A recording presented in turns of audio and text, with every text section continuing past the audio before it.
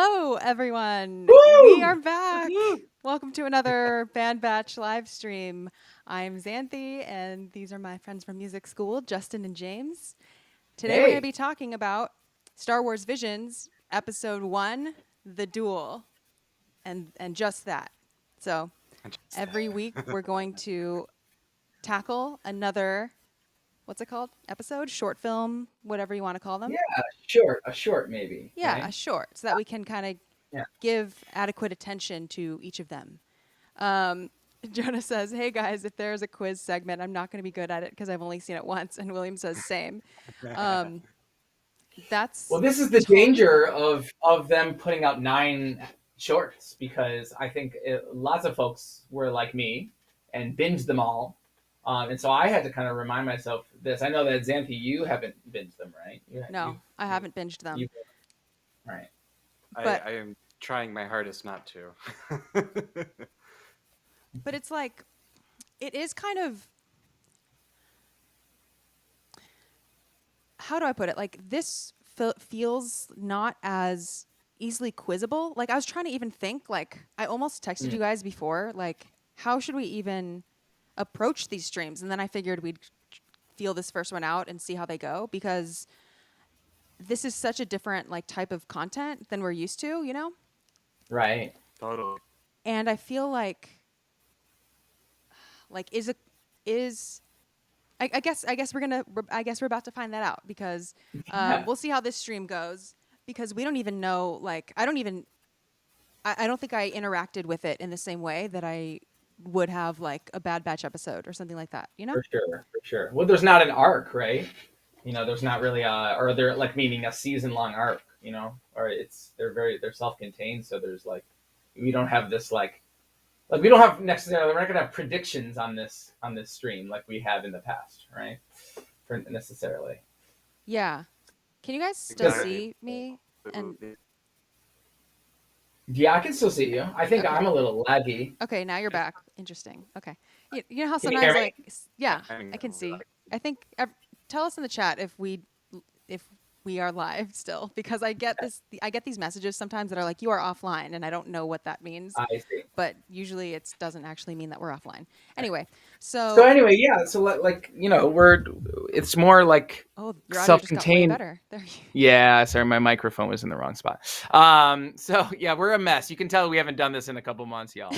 Um, uh, yeah, but it's all self-contained, right? So we're not like thinking like, oh, where are these? Is this theme going to reappear next week, right? I mean, we're not really yeah. thinking that way. And that's interesting. That was interesting to me for some of these eps was in terms of music, because we spent so much time doing kind of thinking about how things are going to connect to one another and relate to one another and contextualize one another. And that really wasn't a thought in this content, really, necessarily, at Yeah. least. And I think it's kind of nice And with this, it because seems like yeah, I think it's kind of nice because there wasn't like this pressure to connect everything and also stamina wise it was easier to like invest more in a shorter space. I feel like just because like the temporal arc of like this short film is only 14 minutes but like it feels in some ways like much longer than a Bad Batch episode. I mean it Yeah. depends on how I mean it's just like each one is its yeah, own short film. It's like its own Oh yeah. beginning, middle, and end. It's the whole thing. So I think that's why it is harder Yeah. to like keep them all in your head, and that's why I've only seen 2 of them as of now.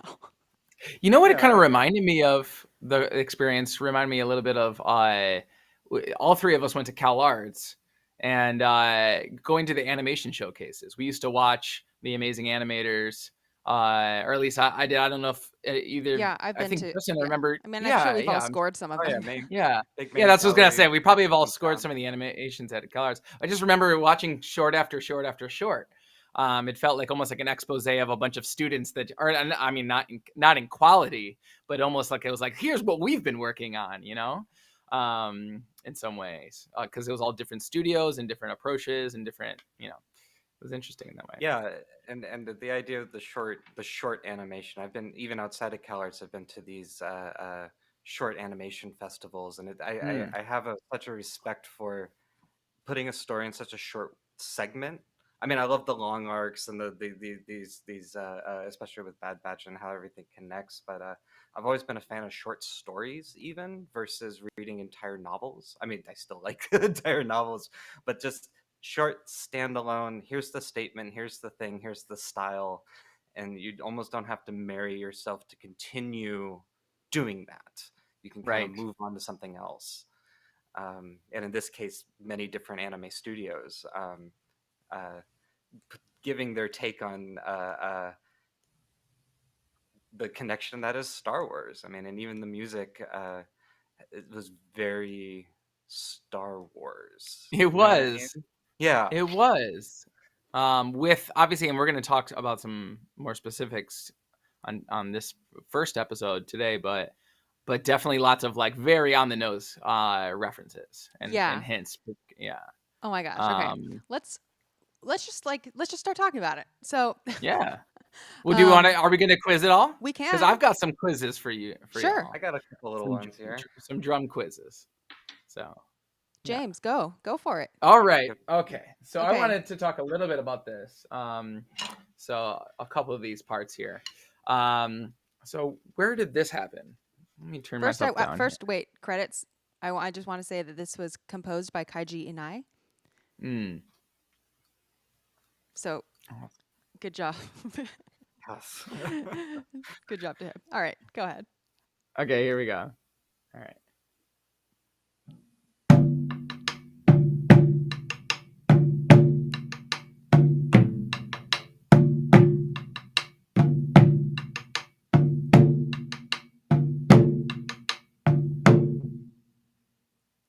Nice. Can you do it again?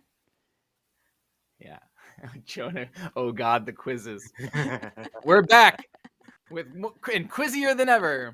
Oh God. Not a good tagline at all.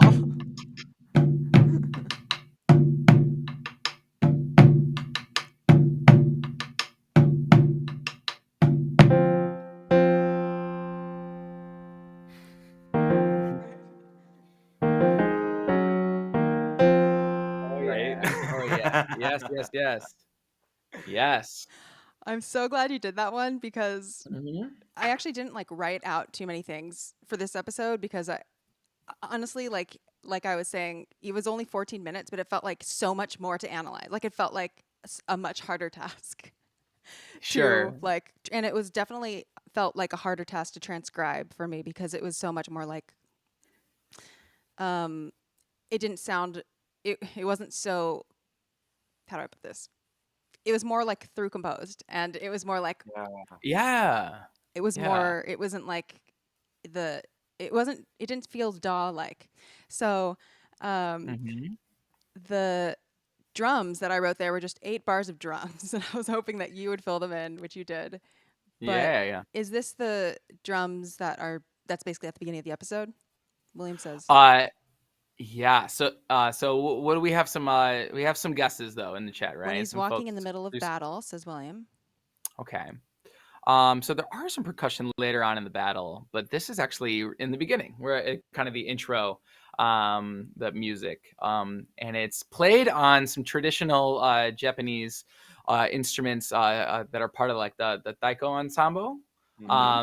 And these drums are, and specifically, and you can even see some of the instruments credited in the credits, the nagado, and there's likely a tsuzumi as well. Actually, yeah, probably there was a tsuzumi. The composer tweeted that. Yeah, but not in this section, I don't think. Oh, okay, right. There's later on, but these are more like the standard when you think of like taiko drums, the big drums. I don't know a whole lot about Japanese music, just a little disclaimer. I've got lots of friends in LA that play, are amazing taiko musicians. Yeah. And I'd love to continue to reach out to them because there's plenty of some of that music and throughout this whole season. But these are those big drums that you've seen, those big taiko drums, typically play with 2 big sticks, and then played with in the center of the drum and then on the rim for those clicks.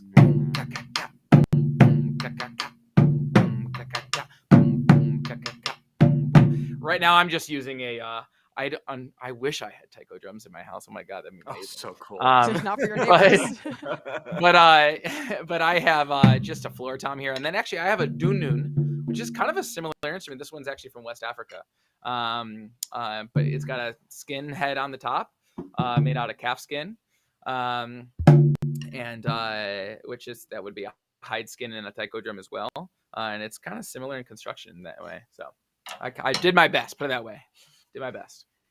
So That's the great. rhythm that's happening there, like it's a pretty square rhythm, and it's a pretty like which is interesting. I mean, I mean, I guess not interesting. Like it makes sense, and when the parallel fifths come in after that, it all sort of like contributes to this whole like wartime vibe, and this whole like this whole thing.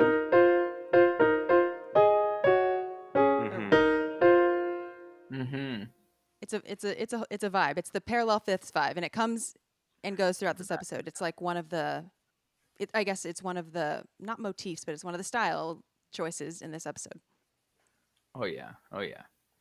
Very effective way to start the episode. And also, what's cool about this, for me as a and for me and maybe with Western audiences more generally, is in some ways I was very glad that there were some very distinct traditional Japanese sounds in this episode, because not only does the animation is such a direct nod to like the Samurai. samurai films, and obviously big famous samurai filmmaker is escaping me right on the moment. Kurosawa. Kurosawa, yeah, of course. And just just such an obvious nod to those classic movies, but we also get the super traditional sounds of the taiko drums and some of the wind instruments later as well. So I was very pleased when we started off the very first episode of this whole series. It's just like, hey y'all, this music, this is a little bit different Star Wars than you're used to, And by different, this is where we're going. I mean like almost like going back to the roots, Yeah. which I appreciated a lot. Like I think it felt like healing for me to watch. Like it felt, I don't know, it felt like strangely healing for me to watch in a way. And it was refreshing. Yeah, like I felt more, and you know what? I just have to say, I straight up, I love that they just like they reclaimed the Celestin. Exactly. Yeah. Because I mean, I definitely know that when I was watching Star Wars as a kid, being like, is that an Asian man? Like thinking like that was, like supposed to be like a parody of like someone like my dad or something like that. And I like that I like how they reclaimed that. Yeah. And a lot of go ahead, Justin. Sorry. I was just gonna say, and everything from we were just talking about the design of it all. I in middle school I read a lot of manga, which is Japanese graphic novels, and just the shading and everything just threw all that back to me. It was and the designs themselves, like very distinctly like a Japanese village. The Ronin, the lawless samurai character wandering in, and everything down from the story saving the village from rogues coming in. They mentioned remnants of a war, which I thought was interesting. Yeah. And just how they approached even the lightsabers.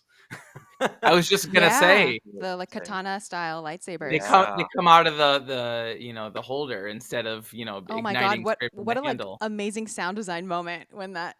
Oh, and also like visually, also it was just like, I don't know, the big zoom out, the quote unquote camera work. Yeah, it was like, oh my gosh, it was like 3D. It was like, it has such a sketch aesthetic, this episode, but that moment it felt like it was popping out at you. Like, oh, absolutely. I love the use of black and white and little notes of color here and there that really stuck out and cut. It was really cool.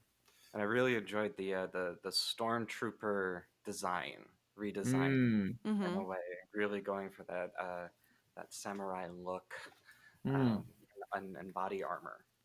I thought that was really fascinating. And some of the traditional, I mean, I've got just a little nod on this hoodie here is Boba Fett wearing some from this is actually the Visions marketing stuff that they've got. But nice. I love Which I actually, when I got this sweatshirt, I was like, is Boba Fett gonna be like dressed up with like a straw hat in this show? Like I was looking forward to seeing that in this episode, because it looked like that's what episode we were in. But instead we got like, you know, a droid that's got like a traditional straw hat on. It was incredible. To see this, like you said, there's a lot of reclaiming going on in this episode, I think, and reappropriating, and I'm all for that. So I think like even in the first couple minutes, a lot of things are happening, music and sound wise, that are pretty distinct. Like I felt like each, you know, sort of like visually, I feel like not a frame is wasted in this, and I feel like sound wise, it feels very like deliberately crafted, like because there are very particular like vibes. Like I think right. there are lots of scenes that feel where the music feels like a snapshot of something specific that is to be evoked. Like there are some very particular motifs and, you know, themes or whatever you want to call them. So first of all, like I do want to give a nod to the opening logo music by David W. Collins. That's new. And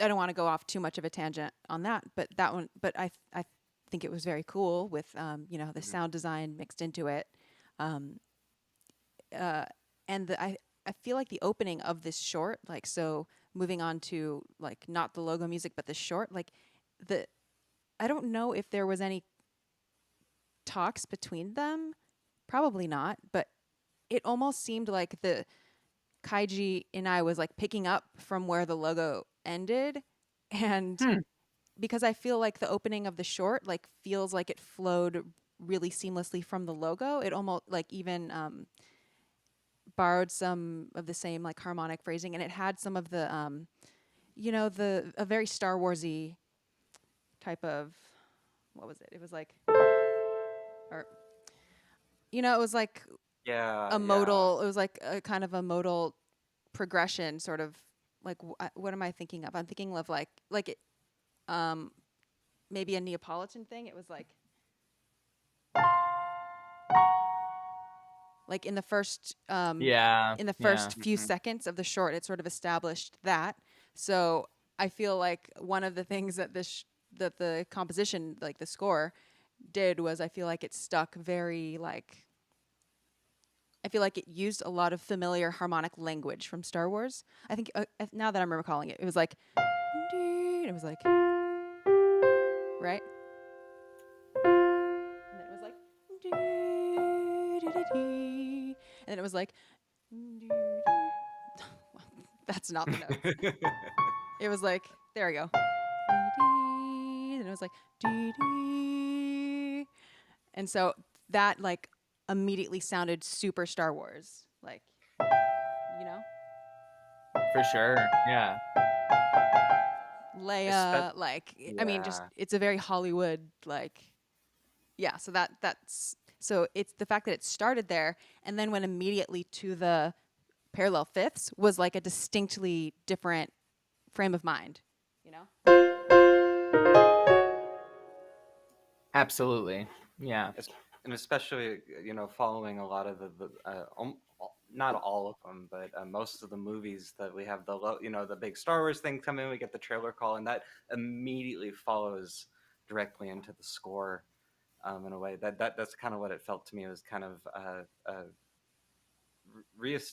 reaffirming that, yeah, this is still Star Wars, but then we're taking this a very different route. We're, you know, Bad Batch kind of had the bam, we're done kind of a thing. But this really trailed into the episode. Like, here's the introduction, and here's space. We didn't get the little piccolo, of course, but I love every episode of the movies, and yeah, how it just kind of just fell right into it visually and musically was great. Yeah. It's interesting that you say that. Like, maybe we'll take a poll at the end of this live stream of like what Star Wars sounds like, or like if we think like compared to the other shows, because all of them do sound like Star Wars and all of them don't sound like Star Wars, depending on what that means to you, right? Yeah. And so in many ways, I would say that this episode mostly felt very much in the Star Wars tradition with some additions of new instruments and Yeah. instruments used in a new way. And it was just like a different mix of the ingredients that make up Star Wars music to me. Yeah. And I think it's really, I think this project in many ways, I think is very you had mentioned healing just in terms of what we talked about in terms of reclaiming and reappropriating, but I think in some ways it's healing in its ability and to be a little bit less under some of the pressure that some of the Star Wars content has been over for the last couple of years, in terms of everyone expecting, with everyone's expectations of like what it being like Star Wars and it looking like Star Wars and it sounding like Star Wars, and this is like the big pressure that creators that have had to make content in the canon have. This didn't really have some of those pressures because it's kind of like, we're going to do something completely different. It's not necessarily canon. And so in many ways, it's able to approach being, touching on some of those things that you were just talking about, Xanthe, but also be totally different in other areas. And in that way, we got some really amazing stuff out of some of this content because and I think in large part due to its the freedom that some of these creators had to just go there, Agreed. but like you said, but still having some of that that DNA in there in terms of the instrumentation or the themes or whatever, but they didn't need to check those boxes for any other reason than they wanted to, maybe. Yeah. So, first of all, if anyone in chat ever has, if you have any favorite highlights from this episode, let us know so we can talk about them. But in the meantime, Justin, do you have any sounds to play or anything like that? Yes. Yeah. I do. Good. A couple of things. Actually, I've got this one of my favorite musical moments in here. Forgive me, I don't have a perfect pitch, and my ear is more for sound than intervals and stuff like that. But I wanted to really point this part out because I was surprised and like excited that it came in, kind of a thing. Because like, oh, I know this, or kind of know this. Let's see if I can not mess this up completely. Let's see here. The instrument has changed just for the fun of the quiz, of course, but okay. Okay, so if you're new to these streams, we sometimes do quizzes, or we usually do quizzes. All right, do we hear that? Okay. Let's see if I can completely screw this up here.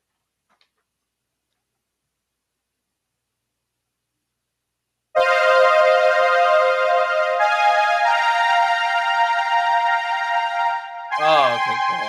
Yes.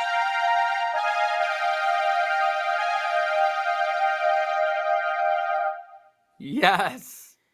Oh my God. Okay. I really wanted to talk about this part, and I knew what we were going to. I know. I had to do it first before someone else took it because I loved this part. I listened to this and I was like, "There's no way I'm going to try to transcribe that." So I just decided one of you would do it. And I'm glad you did, Justin. Yeah, it's a good one. Anyone got any? I mean, it sounds like we all know where this is. Any guesses from the chat? It's a very distinct. Oh my God. Here's a different. Oh, I'll put this comment up later. I'll put it up now. It's a note, not about this, but a favorite part. So okay, let's talk about that. Let's talk about that part. Okay. Yeah. Jonah says, speaking of, there's the vocals. So yeah, Jonah knows that this is the vocals part. These are the vocals that come in right when the Sith comes out of the ship and kind of becomes her theme in a way in different aspects. So what I found was interesting because I hear this and I immediately go to Bulgarian choir. Yeah. Because if anybody knows the award-winning album that came out, the Mystery of the Bulgarian Voice, I thought it was almost ripped completely out of that. and stuck in. And I was sitting there going through all 4 CDs going, where is it? Where is it? Where is it? Before I realized that kind of figure is just all over the place. Yeah. It's these intervals, this use of seconds, major seconds as a consonance rather than a tension is one of the coolest things. I think Let's about try that it. CD. Well, okay. Yeah. Let me Let's first, try it. Let me Let's try it. wait. Let's do it when we have our video a little bit less glitchy, because I have like no concept of what you two are doing with regard to what you're talking about. Okay. Well, I think our audio would work is why. Our Oh, yeah, audio dude. is fine. Yes. So if one of us sings one pitch and somebody else sings above a second above, it should come through, I think. Just to kind of detail what these sound like, these seconds. That would be cool. You want to do it, Justin? Little starting pitch here. And I'll sing the second note. Okay, there it is. There it is. That's a minor third. Sorry. I'm trying to hear you correct. I'm just gonna watch this happen. Go for it, Justin. Give me your pitch.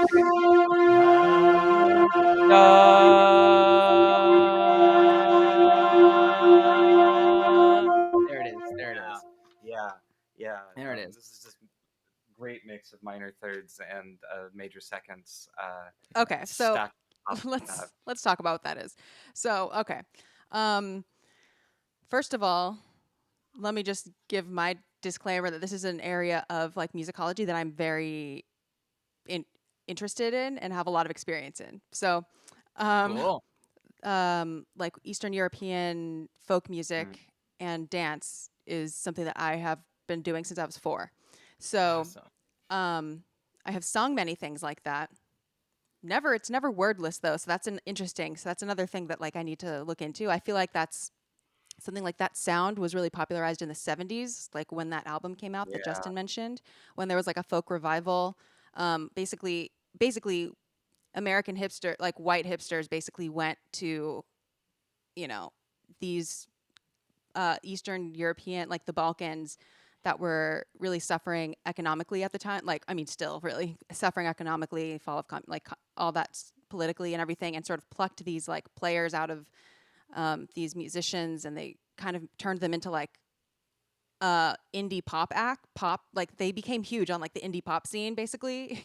Yeah. in the U.S. and England and whatever, and they were like touring and everything. Like they would be like on the equivalent of like KCRW and stuff like that. They were like really well known, and that's why there's like an explosion of Eastern European like folk culture in the U.S. and like folk camps and like a lot of people learning that kind of folk music. And it's also part of the reason why I go to Greek folk competitions every year, because there was like a revival. And so that sort of the wordlessness, like obviously in Bulgarian or whatever language, like there are usually going to be words that accompany that. Like it's actually a song. It's not like an aesthetic, but it isn't has turned into like such an aesthetic, which I don't think which I don't bring up to make a judgment about its use here, but Sure. in thinking about like how to even consider it, it's interesting because what defines this diaphonic singing style is sort of its 2-voice harmony, you could call it. One of the voices is a drone. So like there's like a lead voice, and then the other voice would be below it. So you would be trying to go below that. And then sometimes those two things would overlap, like, and sometimes you would get this really pleasing like unison because the voice, and it's not a perfect drone, or there are a couple different styles, but obviously in this one it wasn't just like a solid drone. It was like it would move a little bit. So the point of it is like, as opposed to like Western European harmonies where you try to keep, a certain type of separation, and you try to, voice leading and everything is like so much more of a thing. In this, it's like the point of it is to keep sort of tight harmonies. And so you kind of move with the melody, and you don't like try to go like, like you don't Yeah. try to separate things artificially like Yeah. that. Totally. And the voice blending is really interesting. So something it's fascinating to hear this, to hear this Eastern European aesthetic evoked as this, powerful, like, I don't know, female Sith Yeah. Sinister too as figure well. Yeah. Yeah. from a Japanese composer. So do you get what I'm saying? Like, I'm thinking like American composer. When you think of like what you would put as like the exotic other, you put like, I don't know, some Japanese thing maybe, or how many times? Yeah, if you're kind of dumb, yeah, you would. Yeah. Yeah, What I'm saying is like either way, like Yeah, I in all understand what you're writing, saying. we use tropes for things, whether and tropes isn't not necessarily bad. There's a lot of Star Wars tropes in this, and there's things to evoke certain things. So I think it's very interesting that this style of singing is used so like powerfully to evoke this character, and I mean I like it. Yeah. Yeah, no, yeah. I'm also thinking of some of the moments we saw in Bad Batch with this very slidey violin, kind of evoking Yeah. like a mystery or sinister in a way. And yeah, and going back on what you were saying about drones and stuff like that, you see that kind of singing even in Baltic music. I've played in a Latvian band for a very long time, and working with Latvian choirs, and a lot of the dainas is what they're called. These couplet poems, duplet poems in a way that are all translated into these very. There's always a drone, not always, but there's a drone and these very close harmonies as they play around together. So it's I don't know. I love that. I personally just love hearing that. And It's like it was the kind of music like, that you sing when you're like at a wedding, or singing at someone's funeral, or like singing when you're doing the dishes or whatnot. And exactly. yeah, another And so, interesting. Sorry. Go ahead. yeah, I was gonna ask, like, in your experience, Xanthe, would the concept of consonance and dissonance No, you would be not think about that applied at to this? all. Right. No. That's what I figured. And Right. that's kind of what I was getting at. Like when we're thinking of like, oh, it's like thirds and seconds, like that it's Yeah. That's interesting, just. which Yeah. it's fine because we're, entering it through our lens and everything. But I know that when I, grew up doing, Greek choral and Greek dance competitions, but also, I'm trained in the Western classical music tradition. I remember there was like a good period of time where I would be going to practice. And first of all, when I was old enough to like hear other kinds of singing, not just Greek folk singing, I would first be like, what's wrong with their tech? Like, why is everyone in my group like doing like this wrong technique? Like, why does it sound so like throaty and everything? Because Right. I didn't like really, that's not what I was hearing like in the classical music world. And then I would also be trying to like, be kind of like a smart ass or would have trouble catching on to certain things that no one else was musically trained in my group at the time. But Right. they were able to sing these things where to me I'd be like, why are we doing like a dissonant thing? Like insert some Western music theory thing. Like, Funny. is this Yeah. supposed to be a third, like a whatever? And everyone would be like, who cares? Like, I don't know, whatever. Let's just do it again, and it would be fine. And that just like, that just was a big source of tension for a while until like I realized like completely just different frameworks. Like no one cared. Like no one cared about notes. Yeah. Like that. Yeah, well, it's a different context, and it's even. I mean, we talk about Western, but like most of the pop world doesn't necessarily think about these, or at least explicitly talk about these concepts, or the folk world in any tradition, right? These are really like even the composers that wrote some of our. Beethoven, Mozart weren't using terms like the one chord or the five chord, right? These are a lot of these. They still had that in their ear, though. And Yeah, but I think there's like, I'm talking about the lexicon is what I'm saying. yeah, I think The there's two lexicon levels of didn't that exist. then. Yeah, I just mean that the ways that we go and describe and think about different musical concepts often are it's not even that somebody is actively it's not even applicable, like you had mentioned, right? Like if I was going to describe this music in this section, if I use the word dissonant and to describe it, in many ways I'm missing the point of that music by calling it dissonant, because I'm applying a label to it that doesn't even apply within in the context, right? Yeah. Yeah. Yeah, totally. So And I think but yeah. like even, I mean, the, that viral TikTok video that was, TikTok video, the viral, Oh, that which was one? like the one, the one, okay, there was this TikTok going around where people were harmonizing to a song, and there was like one person's version that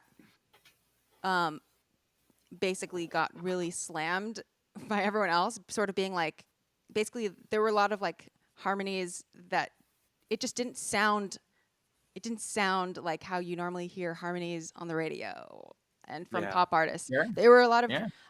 there were like tritones in it, and like, whatever. And even though the people reacting to it didn't necessarily know like why it sounded bad to them, still there is this, they could feel that it was off. And I'm not Sure. saying that it was off, but like what I'm saying is like there was so much backlash to this like so-called dissonant harmony, and it kind of sounded like Balkan singing, honestly. But like, there still was that sense of like, oh, do you hear something's wrong? Like, because we're not used to hearing it that way. And so like, Yeah. even in my group, if I were to say like, but don't you hear that that's kind of off? Like, it would be like, no, because we're used to hearing this. Oh yeah, it's like food. It's like, oh, isn't there something in here that tastes weird? No, nothing tastes weird about this because we've been eating it our whole lives. It just tastes weird to you because since you haven't, right? It's very similar in Yeah. that way. Yeah. So, What were some uh, other tropes that we noticed? Jonah mentioned one. Or like callbacks. Callbacks.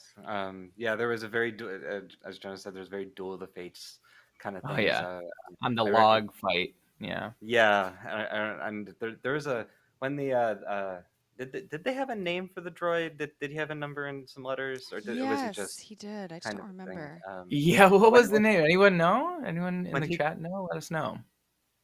but when he's flying in, there's that moment. Yeah. I was like, that sounds like it's like Yeah. they were giving like we kind of said at the beginning of the street these little tidbits of this could be, Yeah. but it's goes a little bit somewhere else in a way. I thought was interesting. Yeah. And Yeah, I feel it was like like this. and Yeah. then it was like not just the I mean, it's like the three notes in a different order. Mhm. Yeah. And then also the texture of there being an ostinato like that, and then some Mhm. woodwind thing coming in with like, but it was like a different melody, Sure. but it Yeah. was a very similar vibe Right. going Yeah. on there. Oh yeah, it's Definitely. kind of like when you tune into a Star Wars podcaster and they've created their own their own theme music, but it kind of sounds like Star Wars, but it doesn't. It's Totally. not really. It's like Yeah. it's like budget Star Wars.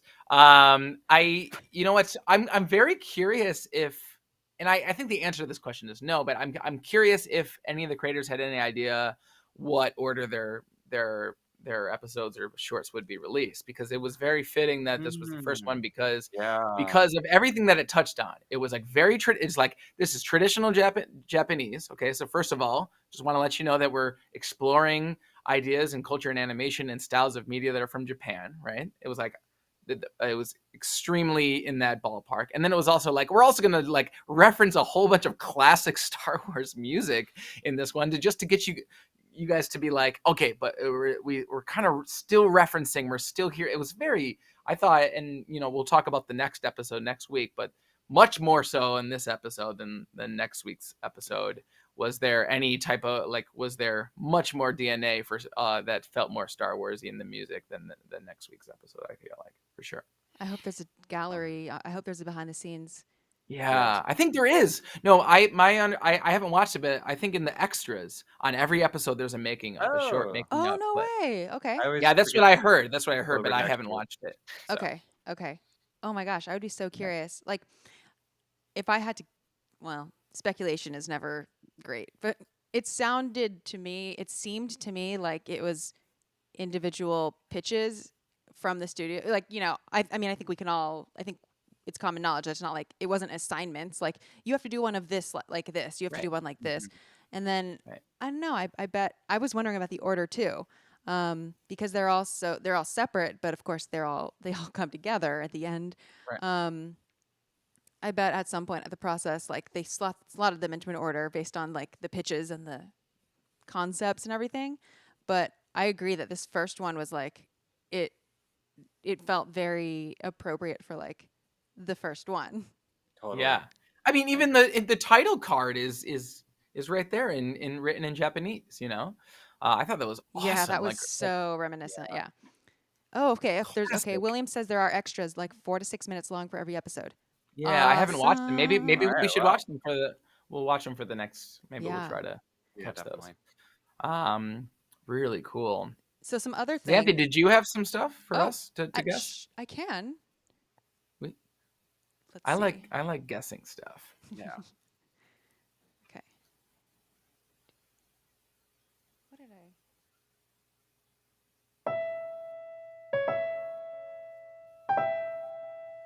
Mm.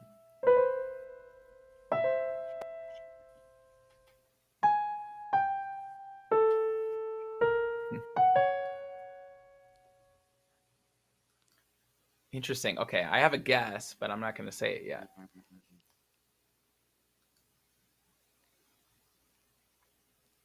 What's funny is like I didn't necessarily write that down because I thought it was like a good quiz material. Though I mean, I'll be impressed if you guess it. But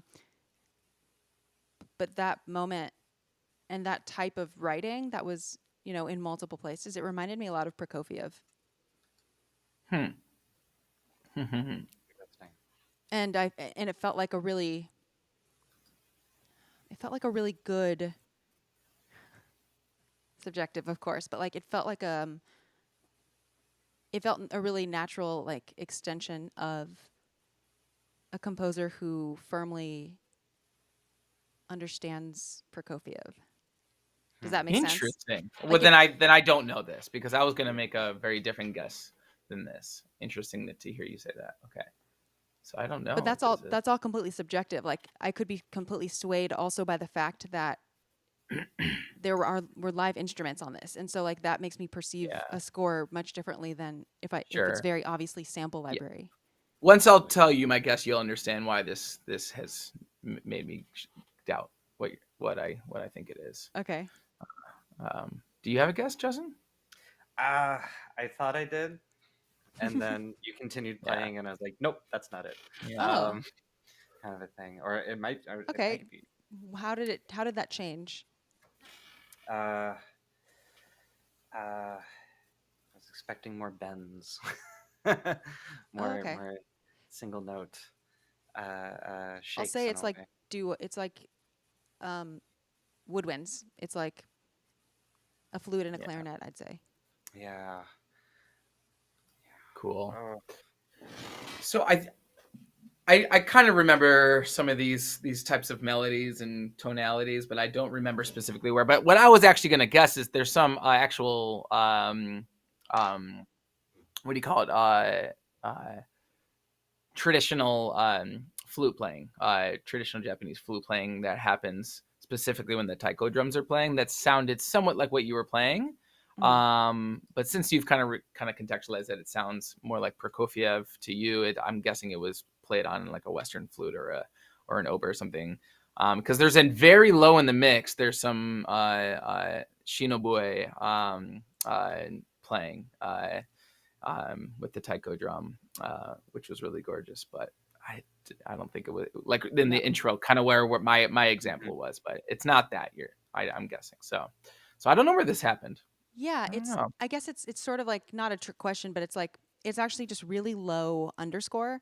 It's like kind of at the beginning. It's like when we see a shot before we get to like the stormtroopers inside. It's sort of like Ronan's talking to the Celestin, and then they kind of just pan out. You see the street, Mm. and yeah, it's like 1:45 ish. You see like Oh, so it. that Oh, shot in the okay. village, and it's just this type of writing. Like again, I wouldn't even like call it a motif. It's just like sort of the harmonic things that it's doing, or melodic. I don't even really know how I would call that, and I don't firmly know why. I think it sounds Prokofievan. It just strongly like that was just it was just an instinct Yeah. that I had there, where because there were a lot of like straightforward harmonies and like things that we might hear in another show of Star Wars or something, where you're like, oh, Oh it's yeah. doing that like one flat two thing. It's like doing those fifths thing. It's like things that are like easy to just call out and be like, oh yes, it's this thing that fits into Right. that box. That's kind of like a common, or like that chord progression or that. But this short film had a lot of like meandering, and it had a lot more of like those I guess Prokofiev moments where you like think you're in one key and then ends like in another. You know what I mean? Well, you know what? I think in also just in a little bit more like a larger context, I think some of these some of the older films that would have been made in this kind of time period that are black and white and have back back back when would it be referencing that type of music more often than today's films would, for sure. Those kind of like romantic Russian composers definitely made their way into those old black and white films. So in some ways it kind of set the mood in a lot of ways with the visuals as well, to have some of these sounds that sounded like like a little bit older classical music, as opposed to like the new school John Williams-y style of writing in some ways, if that makes sense. I feel like I feel like John Williams does have that kind of thing. I mean, that kind of thing too. I think what it really is distinct from is the very obviously DAW-based composing. Yeah, What it sounds yeah, like is it sounds more like, and I know that they use live players. They use the orchestra, and this is all live. So I know that just in which is doing awesome. that, yeah, which is amazing. I loved seeing Yeah, the credits with actual like with musicians listed, and I loved seeing the behind the scenes photos of like the yeah, string section, the horn section, like the close-ups of like the various instrument, like the soloists that were like improvising. Like you could tell, like it felt very real. It felt very like more fragile in a good way, and it felt hmm and another thing is like not just the product, but just when you are a composer making something for an orchestra, and by the way, the composer also orchestrated, so he did all of you have to prepare the parts for the players. So I feel like that naturally leads itself to writing that has a little bit more detail in the individual lines, because if you're preparing a flute part for someone, like there's going to be more in it, where as DAW-based composing, which again is like not bad, it just gives you a different product, really, right. is a lot of that is constructed, not always, so painting in very broad strokes, but this is also just like the difference between composing in chords and composing in line, like either counterpoint or line, and I don't want to sound like anachronistic, like one of them is better than the other. No, these style trends come and go and whatever, but it's different. So there's like, that's why I think have you ever gotten a part, well, you play percussion, so but you also play, no, there's melodic percussion instruments, but so like have you ever gotten like a part to play where it's like the same note the entire time because you're one part of a chord the whole Yeah, of time? course. Yeah, of Yeah. course. Yeah, that is so hilarious. Have you? Oh, you're just a drummer. You don't play notes. Have you... It doesn't. It yeah, for doesn't. Well, sure. Yeah, Doesn't happen for too sure. much in flute parts. We just get scales. Endless scales. Yeah, for sure though. Yeah, there's definitely, you know, it's interesting to get parts that seemingly are, you know, written by someone that probably wrote it on a computer in a DAW, where you can kind of tell in some ways.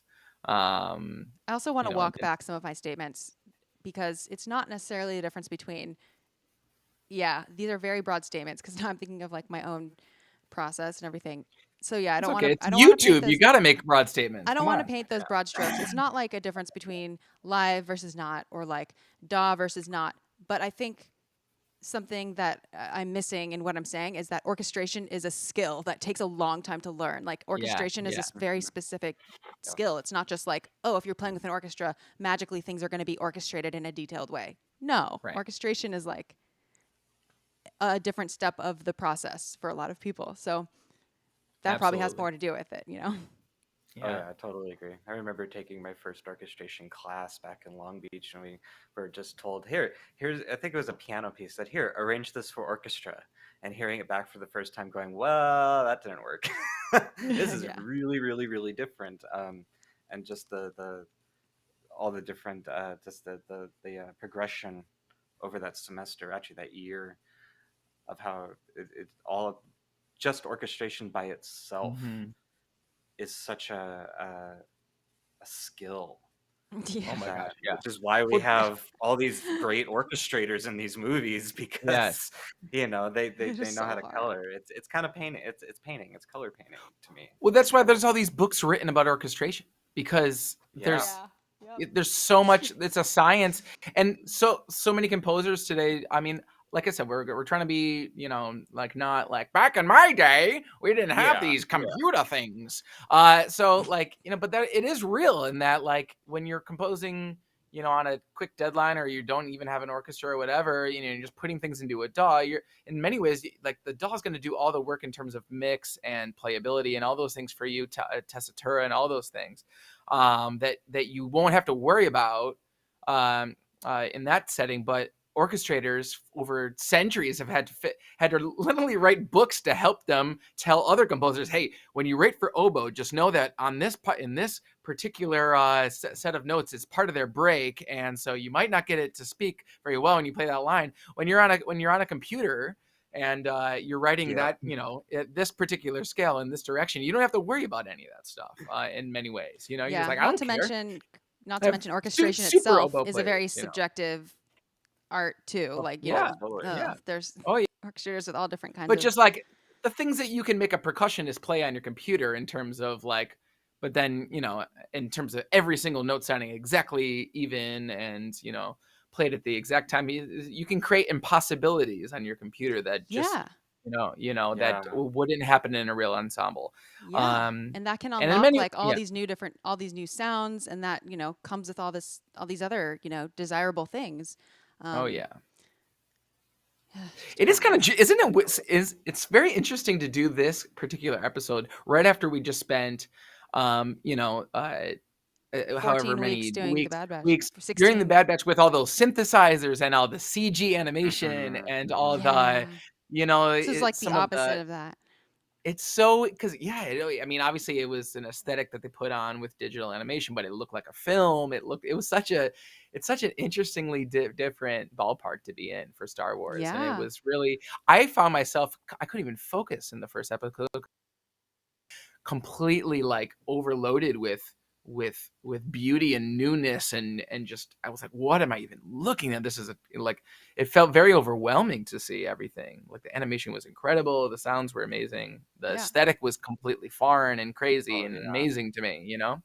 So, and that's why I thought I was going to watch them all at once, and I was just like, it took me so long to like, for the first couple to just like settle in to me. I was just like, okay, I'm going to take these slower, because each one of them is making me like think so much, which is really cool. Question for both of you. Did either of you, or anybody in the chat, of course, watch the episode in Japanese? No. Yeah. Well, I guess there's a lingo question for what you're asking right now. You know. Oh, is there? Okay. I've only seen the dub. And it's like, you do subs or dubs is what you got to ask. Right. Yeah. That's the big, you know, you're not a real anime fan if you don't. Anime fan. I'm personally I always try to do my best to watch shows both because I mean we could do the whole argument thing like that, but it was very clearly animated for a Japanese script kind of thing. So I Yes. watched it for the first time, so just in What English, makes you just so I think? could be I'm like just curious. What? Because I only watched it in English, and I have totally. things to say about the English performance. But what do you mean? Because I didn't. Yeah, I didn't pick up on. Totally. It had for me, it was almost immediate for me to kind of know. Okay, clearly this was written for a Japanese script because the mouth movements were very different. They didn't follow the exactly with the English word, the words. And going and watching it a second time, I watched it in Japanese. It was like, there it is. This is actually matching up the mouth, the animations of Yeah. the mouths themselves fit Japanese dialogue and Japanese words a lot better. And and the acting was different too. It was, I mean, they do their best in all the different dubs and all the languages to still have the same emotions, the same things like that. But coming from watching as much anime that I have, I always like to do my best to do it in both languages, one that I understand and then one in the original creation, just so I could see and hear, you know, that the aesthetic that it was designed around before it was reinterpreted to fit an English understanding, whether that's the phrases or the slang or the actions themselves or the responses, because it's language is music in my ears, kind of a thing. It's and how different expressions and emotions and are well, I'm using the same word again, expressed or said um, in different languages is doesn't make it or break it for me. It just brings a whole new aesthetic Oh yeah. kind of thing, or a whole new Oh yeah. understanding what was what the director, the animators, the writers had in their head and the way that they understood it. Um, I definitely I would suggest go watching it in Japanese with subtitles because I enjoyed it a lot. I'm going to do both for each Here's my episode take. for I, sure. as someone who only saw the English dub version, and also the chat has a mixture of some people saw it one way and some people saw it the other way. Um, Hmm. I agree, like that. The musicality in language is it's so part of the whole soundtrack to me. Hearing it, so like when I think of some of the music, I think of it with the words. Like one of them that stood out to me in the English version is like I'm the current chief, and like the pronunciation of that, like Hmm. for some reason, it really delighted me. Like there were a lot of I have to say, like I thought the English um cast was incredible, and like Lucy Liu, was that Lucy Liu I too? think I heard that she was gonna be part of this series. I actually don't know who Was was part she of the the cast main? of this. Was she the main Sith? I don't know, but like I thought the deliver. I thought the actors did an amazing job, and I didn't notice the out of syncness. Or um, I Yeah. think because the whole thing Lucy was Liu. because I think because of the whole aesthetic of the it looking sketched, and I think Totally. Yeah. I already was primed to accept like discrepancies within a range. So like I wasn't like looking for Hmm. Hmm. everything to specifically line up. And I'll also say that like, oh yeah, she was the Sith. She was amazing. Yeah. Oh, she was great. Oh my Yeah. gosh, Totally. like when her line disgraceful, like Yes. Yeah.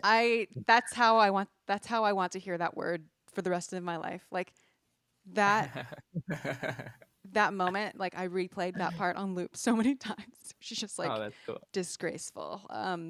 Oh Yeah, yeah. I thought she was really really good, and I thought the young chief was really good too. And I thought I thought Absolutely. they were all really they were all really good. And Yeah. um, but but I think first of all, official stance, subs and dubs are both good. So whatever Oh people yeah. got to do, I'm not. do it. I am I not oh, I knocking know.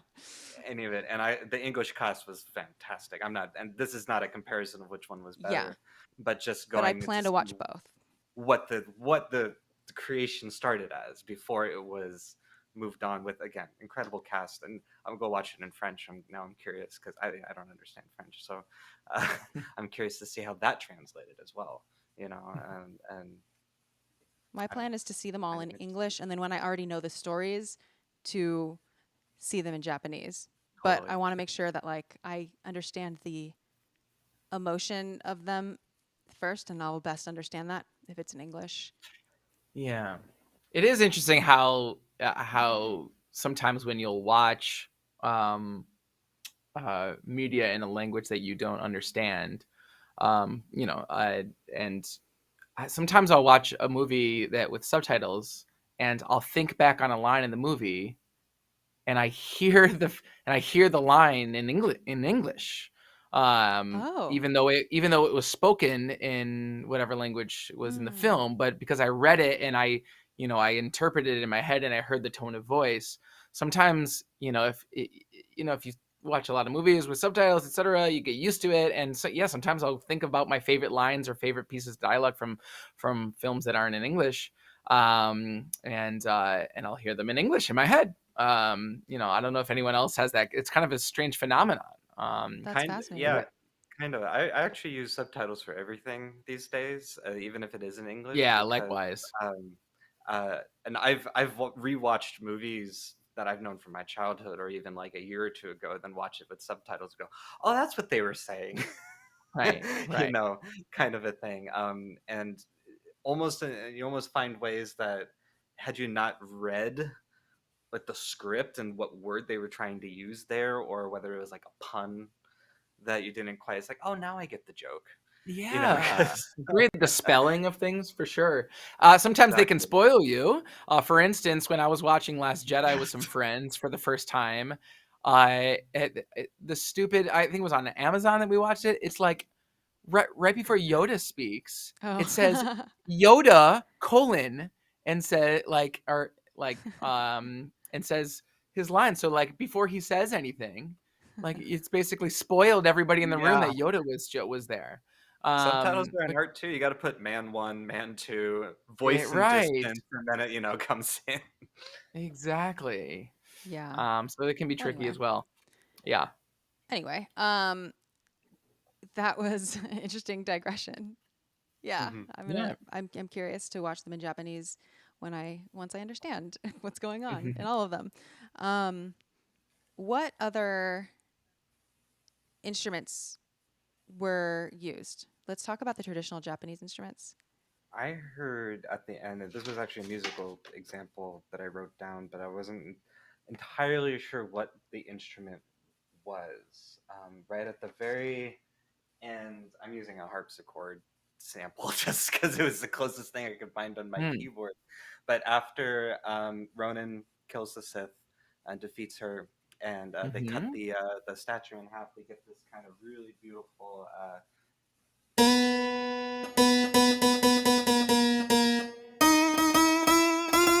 kind of a thing, and it Yeah. reminded me of either a koto or a shamisen instrument.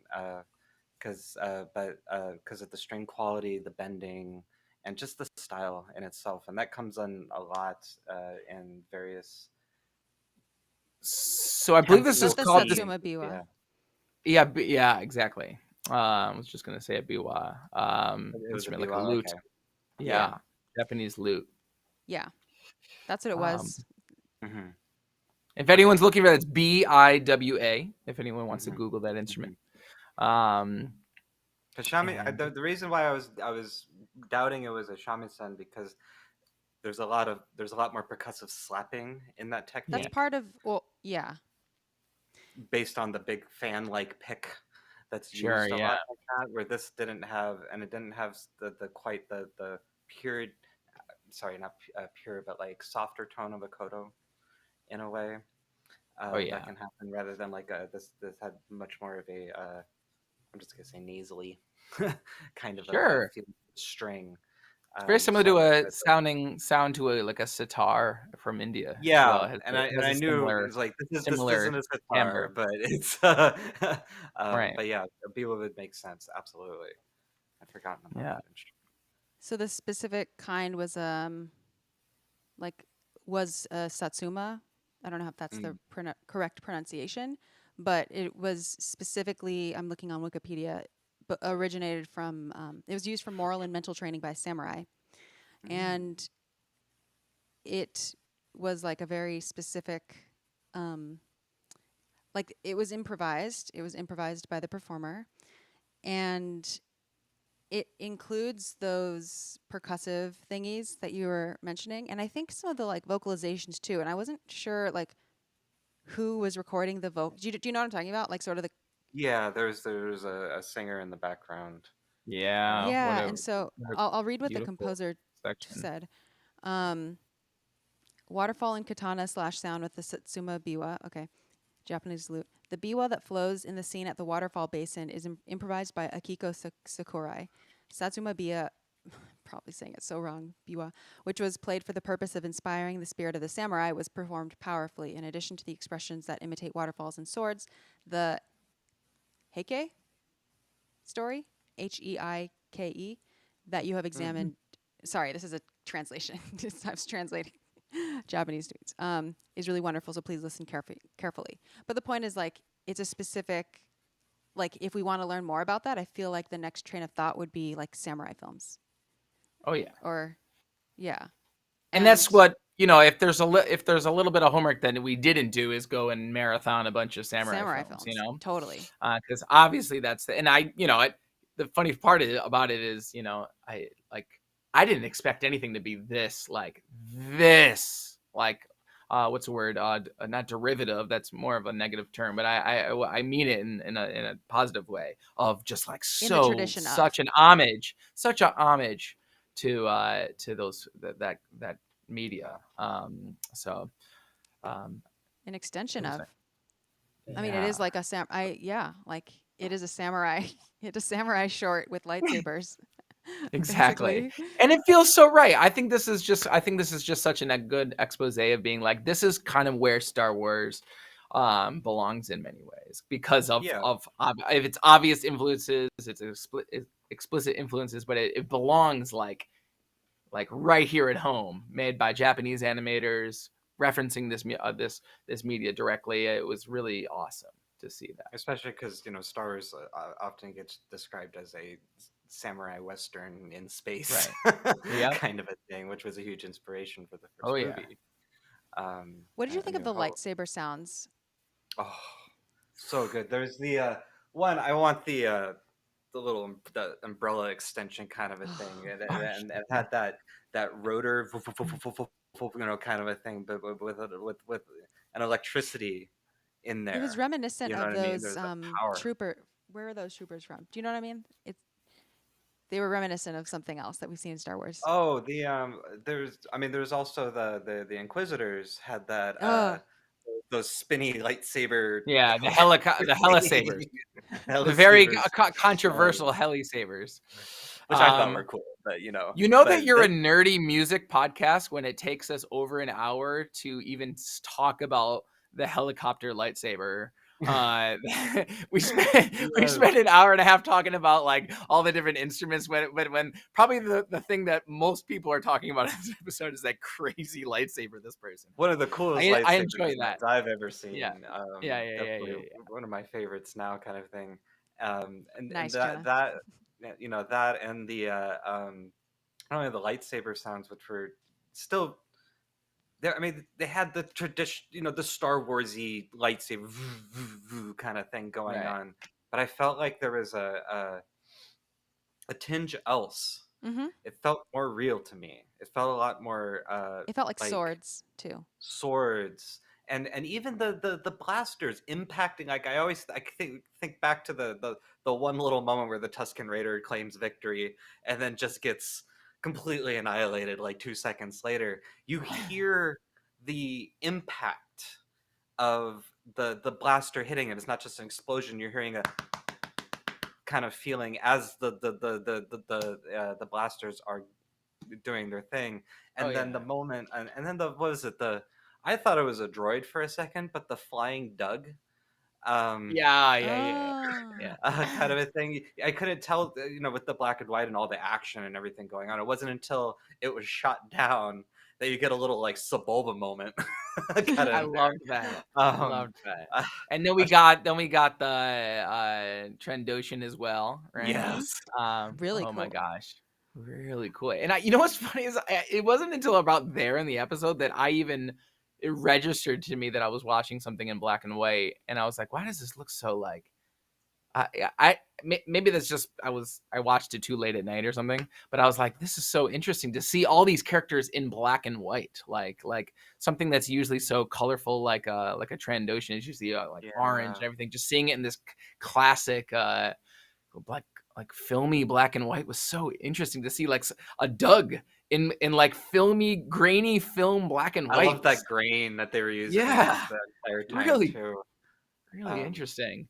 Another sound that stood out to me um, was obviously, which was a big plot point, was the tea kettle.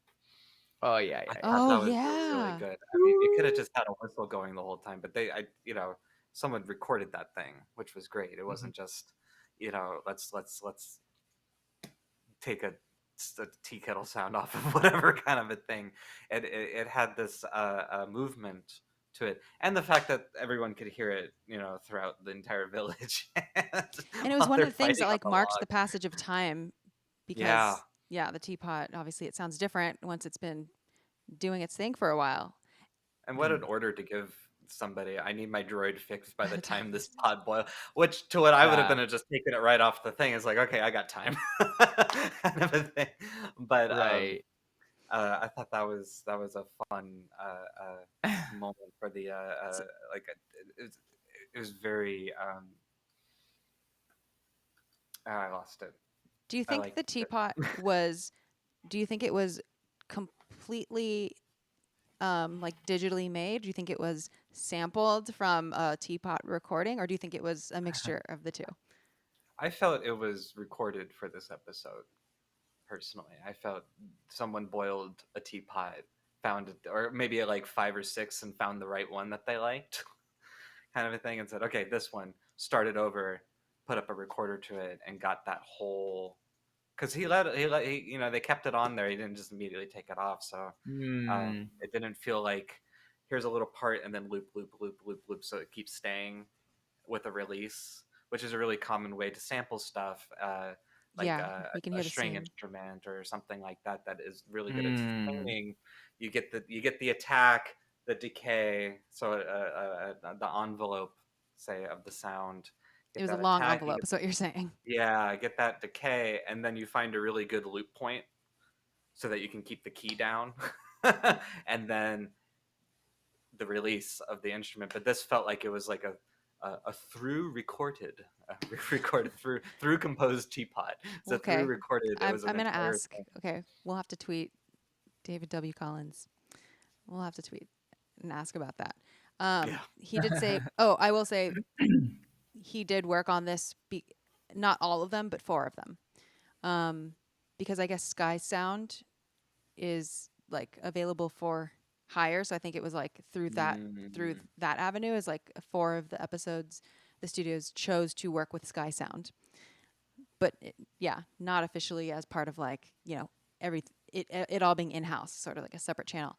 So this is one of the ones that he did work on with some other people. I have to put I'll put their names in the description of this video. So for the katana sabers, which Jeannie is sharing a thought about, and I'll put up here.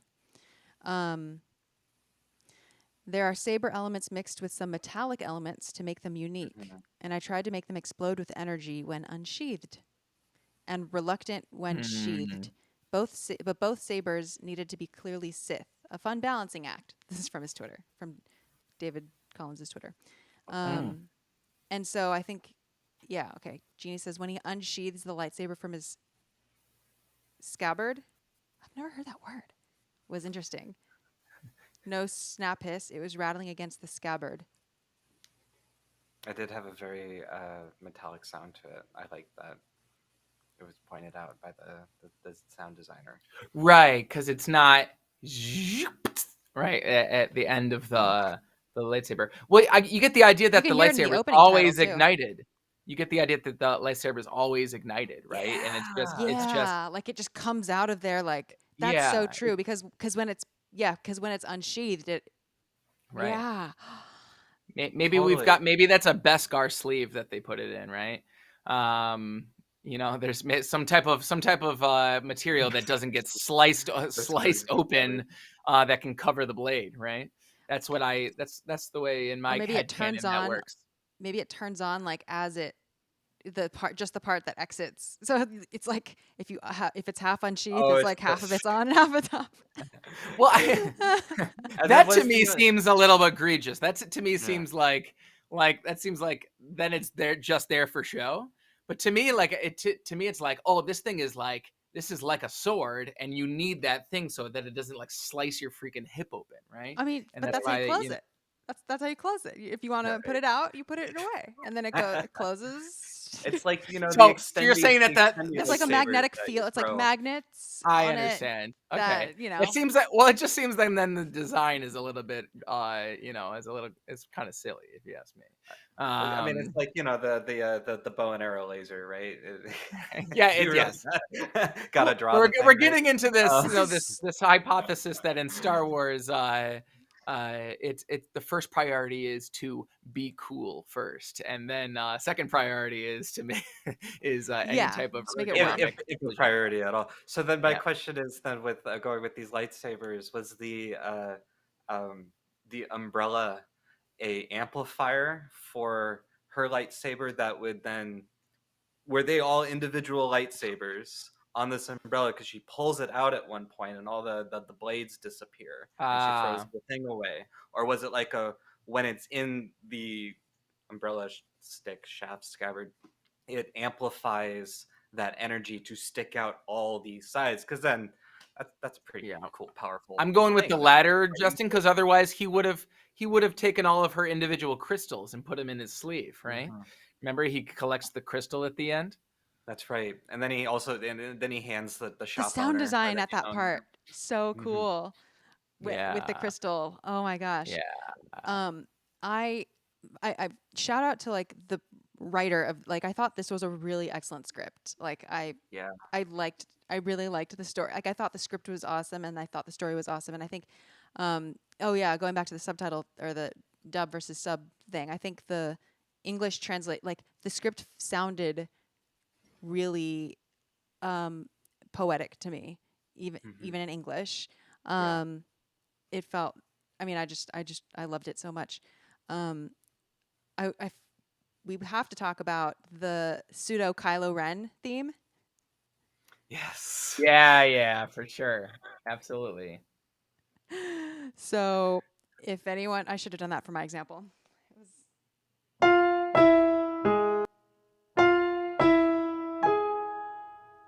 right. So we're used like Kylo, of course. Dee, dee, dee, dee, dee, dee, Mhm. dee, dee. And the defining, or the similarity there is just that the first note is the first note, and then the second note goes down a half step. So we get this like, and yeah, It's kind of cool. We get themes from all three trilogies, or at least Yeah, right. nods to them. It's kind of cool.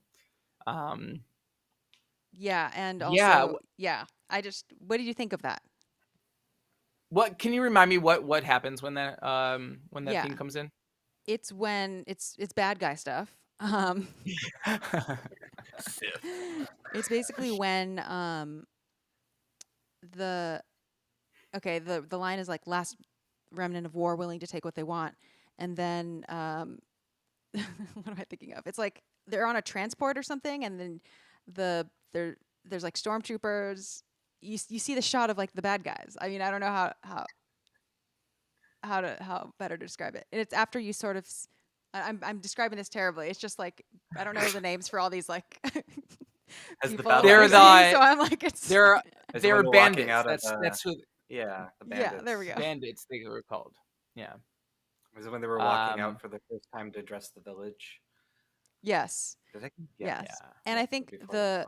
I think the visual of it was so like powerful for me because it reminds me of like, in Galaxy's Edge when there's that stage where Kylo Ren does his, Yeah. there's like the little miniature show. Sure. It kind of reminded me. It kind of reminded me of that. Like basically, someone has arrived, and we get this thing, Yeah. and obviously that's like a big motto in the Star Wars sequel trilogy, and Yeah. it's also something we hear at the beginning of like Max Steiner's King Kong scores, like this descending half step.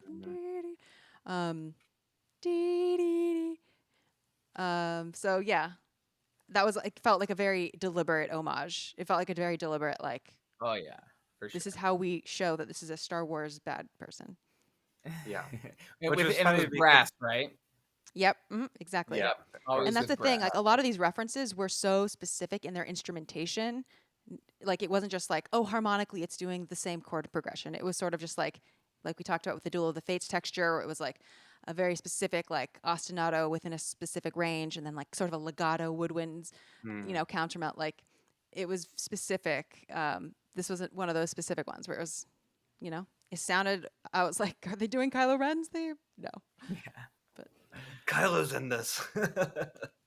Yeah. Should've Oh, I'm been- gonna read. I mean, I plan to read the Ronin novel, Blue Pig. Oh Gaming. yeah, absolutely.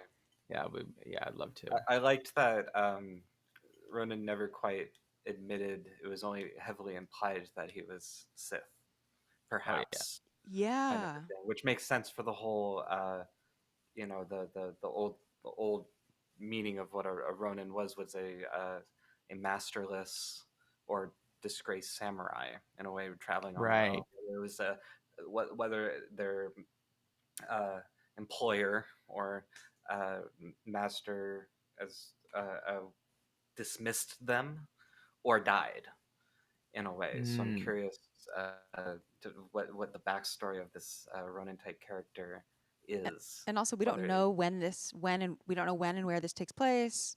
Exactly. And And for all we Sith know, could it mean could've just- something different at that time. Absolutely. Like, because Ronin comes off as a good guy. Well, let's Yeah. can we clarify something real quick? I don't know if I know that this upcoming novel is called Ronin. But there is a line in this show where they say, "What's your name?" and he doesn't say. I think it's Ronin is Japanese for a wanderer. I don't think that's his actual name. Right. I So think I'm they're not. just referring That's to what him that's what I was gonna. as- They were called a Master Ronin, like he's a Master wanderer, but I Wanderer. don't think they. But they, I don't think they actually revealed what his actual name is, right? No, they I just didn't. wanted to make Yeah, sure. they didn't. Okay, so yeah, They okay. were I just just wanted to make following sure I wasn't. I was like, or is it just like his? It's kind of like Elon Sleazebagano. It's Right. like we call the sleazebag a sleazebag in Star Wars, and we call the Ronin a Ronin. Yeah. in Star Wars too. Yeah. Mandarin. No, I just know because yeah. I saw that I saw that it was like, on Wikipedia or something that Yeah. there was a novel that was going to be potentially either inspired by this or some relationship. But yeah, you're right. But even then, I looked at the description. I don't think they named. So I'm curious if they'll ever name this guy, or if that's just his shtick, is that he never tells anybody his name. I guess we'll which see. is- Oh, it's I called guess Star we'll Wars see. Visions. Yeah, that's probably how I knew it was related. It's called Star Wars Visions. Ronin, a Ronin. Visions Yeah. novel hardcover. About Star Wars. Visions. Right.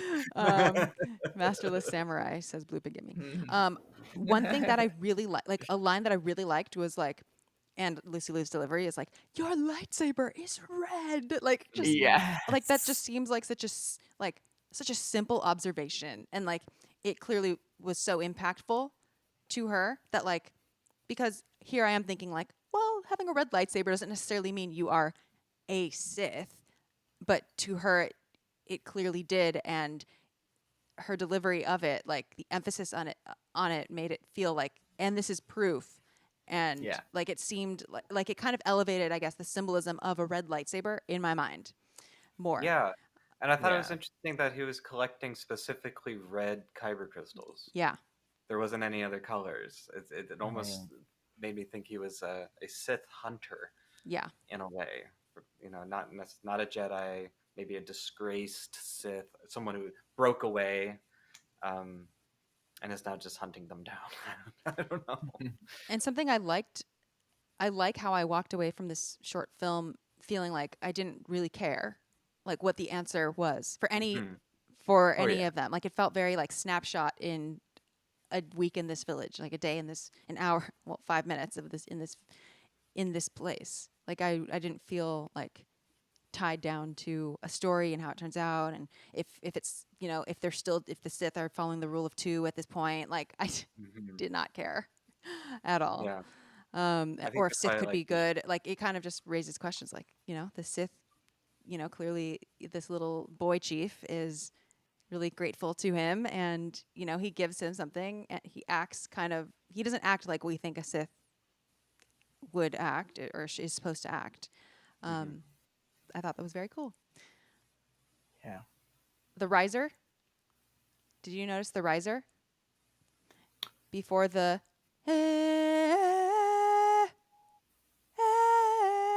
There's like a. Yeah.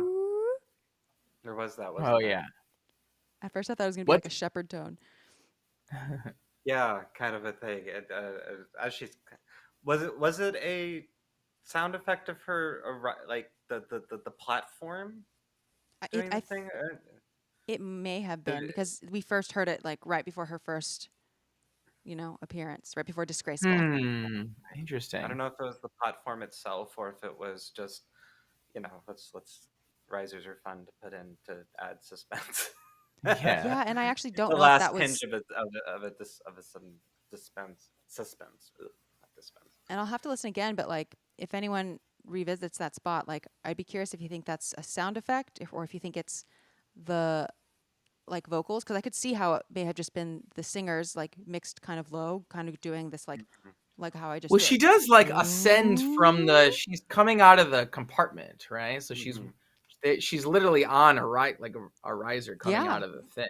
yeah, So it very well could be just the sound design of the platform that she's on, because she's being brought up right before that yeah. happens. It could be. I mean, it just flows so nicely into the music. Like, I mean, Yeah, the mixing and the sound editing is really good, is top notch, in my opinion. Yeah. Here, yeah, man. That The episode. whole honestly, the whole experience was I was very pretty pleased by this episode. firing on all cylinders for sure. Oh yeah. Way to come out the gate for this show, and I was already excited about it. And I felt like this was just such a solid entry to this new adventure. You know. Yeah. Um, thank you. I mean, do we have any other final thoughts? I mean, I feel like a lot of these conversations will come up again in future Oh yeah. episodes. But if you have any final things to say about this, I mean, shout out to the whole cast and crew Oh yeah. and animators and visual people. Yeah. Shout out to the live orchestra and Shout out musicians to the involved. live orchestra. Oh, I think it Yeah. makes such a difference. It makes maybe me that was so part happy. of the whole why I felt it was like queuing on these like older Star Wars feels and like refreshing in a way or healing is because it really kind of it adds so much. It really does. Again, nothing against DAW-based composing, but it just adds so much realism to Yeah. it. And it's Um, subconscious. It's like I don't want to, Mhm. it just hits me on a level that I can't Man, that I can't strip away. Yeah, and this will be a very fun conversation next week. Oh my gosh, Because, next week will be completely different. So because it's all it's another Star Wars band. It's gonna be Then we're gonna I'm have a really band. excited about this one. It I'm would be really great. excited about next week. Um, Yeah. yeah, I know. Yeah, James is if very you want to talk excited. about subs or dubs, let's talk. Yeah. Yeah, we'll talk next yeah. week about that. Oh my god! So next week we'll be discussing Tatooine Rhapsody, Mhm. which is the rock opera, and we hope you join us. Oh, we haven't talked at the time. Are we good for Saturday at 3 again next week? James, Justin. I believe so. I believe so. All right. It sounds like that is when we will discuss that. So please tweet me at Star Wars Musman.